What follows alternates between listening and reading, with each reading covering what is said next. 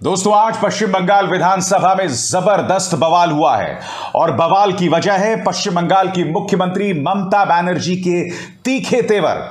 बकौल ममता बनर्जी, नुपुर शर्मा, जिसने हजरत मोहम्मद साहब के खिलाफ आपत्तिजनक बयान दिया था, वो अब तक आजाद क्यों घूम रही है? उसे अब तक गिरफ्तार क्यों नहीं किया गया है? मैं आपको बतला दूं, 2 राज्यों की पुलिस दबिश दे चुकी है और दोनों को नुपुर शर्मा ने एक ही एक्सप्लेनेशन दिया है कि मुझे 4 हफ्ते का वक्त चाहिए। उल्टा, जब महाराष्ट्र पुलिस उनके घर पहुंची तब नुपुर शर्मा अपने घर से गायब थी।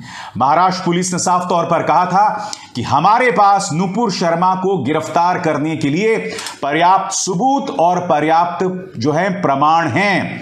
अब ममता बनर्जी ने जैसे ही कहा कि नुपुर शर्मा को गिरफ्तार क्यों नहीं किया गया और पश्चिम बंगाल विधानसभा ने निंदा प्रस्ताव पारित किया नुपुर शर्मा के खिलाफ, तो पूरी की पूरी भाजपा वो बौखला गई। पश्चिम बंगाल विधानसभा से खबर यह है कि भारतीय जनता पार्टी ने वॉकआउट किया है। अब भारतीय जनता पार्टी ने जो नुपुर शर्मा पर वॉकआउट किया है उसमें दोहरे मापदंड है और बीजेपी बुरी तरह से फंसती दिखाई दे रही है।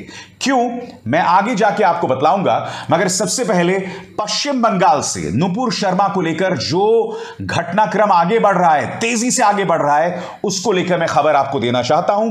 आपके सामने यह खबर, ममता बनर्जी ने विधानसभा में कहा कि बीजेपी उकसाने, भड़काने और घृणा की राजनीति का रास्ता अपना रही है। ममता बनर्जी ने कहा कि जब हमारे राज्य में इस मामले को लेकर हिंसा हुई तो हमने कार्रवाई की, लेकिन ऐसा कैसे हुआ कि इस महिला नुपुर शर्मा की अभी तक गिरफ्तारी नहीं हुई? मुझे पता है कि उसकी गिरफ्तारी नहीं होगी। ममता ने कहा कि नुपुर शर्मा ने कोलकाता पुलिस से 4 हफ्ते का समय मांगा है। मैं आपको बता दूं दोस्तों कि आज नुपुर शर्मा को कोलकाता पुलिस के सामने पेश होना था, मगर जैसे कि आप जानते हैं कि जब महाराष्ट्र पुलिस भी उनके घर पहुंची थी तब भी नुपुर शर्मा गायब थी। अब पश्चिम बंगाल के अंदर उसको लेकर क्या केस है, मैं आपको बतलाना चाहता हूं। पैगंबर मोहम्मद साहब पर उनकी विवादित टिप्पणियों के लिए नुपुर शर्मा के खिलाफ नारकेल डांगा पुलिस स्टेशन में एक शिकायत दर्ज की गई है। इस मामले में कोलकाता पुलिस ने नुपुर शर्मा को 22 जून को नारकेल डांगा पुलिस के सामने पेश होने को कहा था। नुपुर शर्मा ने कहा है कि उसकी जान को खतरा है, इसलिए वे अभी पुलिस के सामने पेश होने में असमर्थ हैं। नुपुर शर्मा ने मेल के जरिए अपना जवाब कोलकाता पुलिस को दिया था। अब मैं एक सवाल पूछना चाहता हूं भारतीय जनता पार्टी से। जैसे कि आप जानते हैं कि बीजेपी ने वॉकआउट किया है। सबसे पहला सवाल, अगर आप नुपुर शर्मा के पक्ष में वॉकआउट कर रहे हैं तो आपने उसे पार्टी से बाहर का रास्ता क्यों दिखलाया? नुपुर शर्मा को आप 6 साल के लिए पार्टी की सदस्यता से वो निलंबित कर चुके हैं, तो आपने उसे पार्टी से बाहर का रास्ता क्यों दिखलाया? नंबर 1, क्या अरबों की ताकत के सामने आप इस तरह से झुक गए? थोड़ी सी रीढ़ नहीं थी कि नुपुर शर्मा के पक्ष में आप सामने आते? तो अब क्यों डिफेंड कर रहे हैं? मुद्दा नंबर 2, विदेश मंत्रालय ने इस बयान पर, इस पूरे घटनाक्रम पर जब अपना बयान दिया था तो जानते हैं क्या कहा था? उन्होंने कहा था Nupur Sharma is a fringe element, यानी कि वो मुख्य धारा का हिस्सा नहीं है।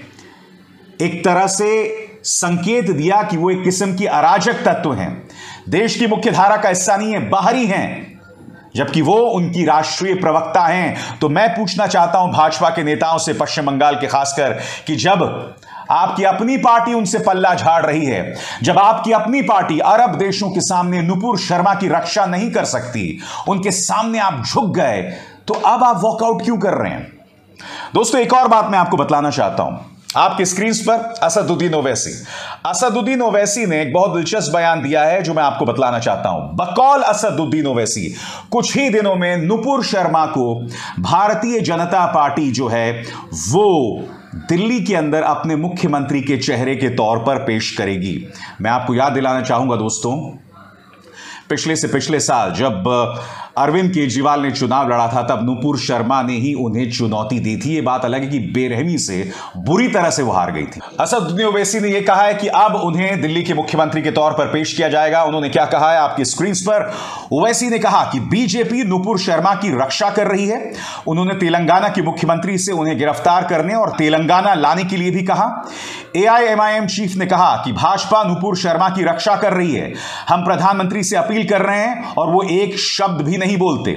एआईएमआईएम ने शिकायत की है और एक एफआईआर दर्ज हुई है।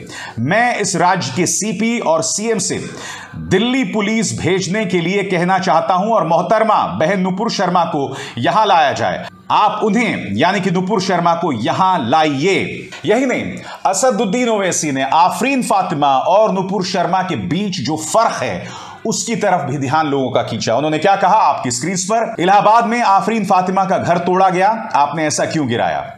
क्योंकि उनके पिता ने विरोध प्रदर्शन किया था। प्राकृतिक न्याय के सिद्धांत संविधान की मूल संरचना है।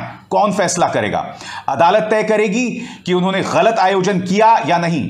अदालत न्याय करेगी और अदालत उनकी पत्नी और बच्चों को सजा नहीं देगी। ओवैसी ऐसा किस लिए कह रहे हैं मैं आपको बताता हूं। ओवैसी ऐसा इसलिए कह रहे हैं क्योंकि आप जानते हैं कि प्रयागराज में जिस आफरीन फातिमा के घर को तोड़ दिया गया, यह कहते हुए कि उनके पिता जावेद प्रयागराज में जो हिंसा हुई उसके साजिशकर्ता थे, दरअसल वो घर उनके पिता के नाम पर ही नहीं था, वो घर उनकी मां के नाम पर था।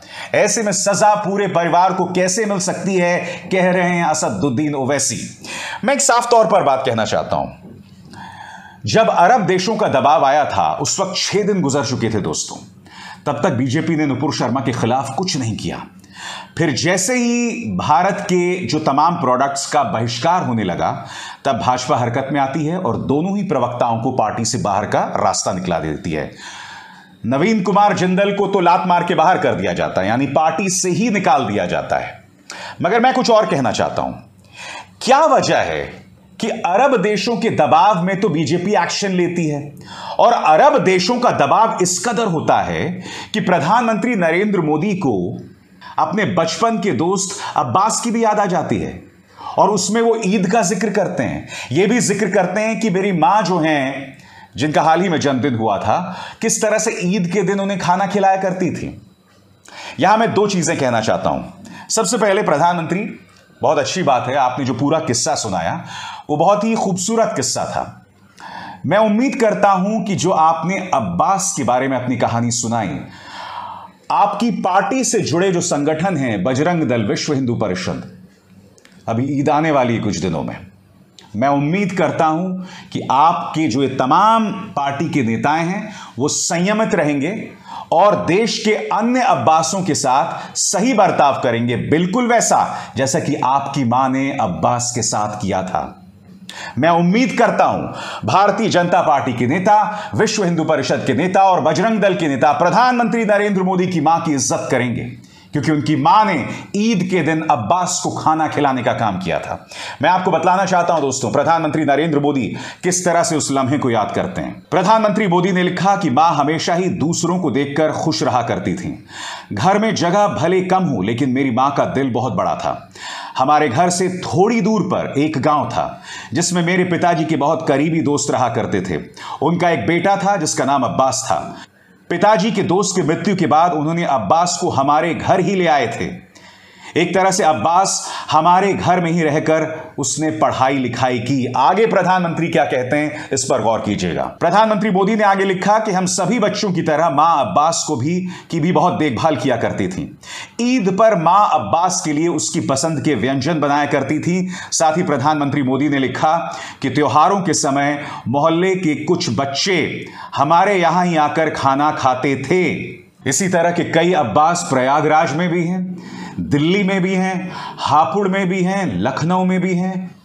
जिस तरह से आप ये मार्मिक कहानी सुना रहे हैं प्रधानमंत्री, मैं ये उम्मीद करता हूं कि देश के बाकी अब्बास और सलमाओं की इज्जत भी भारतीय जनता पार्टी का प्रचार तंत्र करेगा। सिर्फ इसलिए नहीं कि अरब देशों की तरफ से दबाव आ जाए।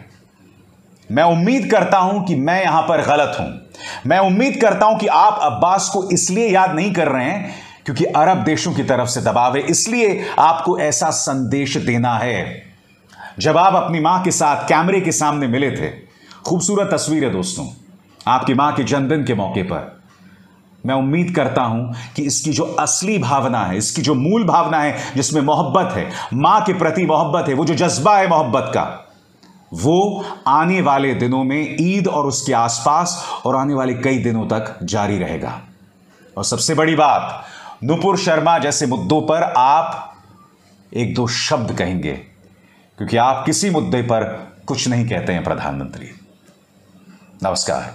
स्वतंत्र और आजाद पत्रकारिता का समर्थन कीजिए, सच में मेरा साथी बनिए। बहुत आसान है दोस्तों, इस ज्वाइन बटन को दबाइए और आपके सामने आएंगे ये 3 विकल्प, इनमें से एक चुनिए और सच के इस सफर में मेरा साथी बनिए।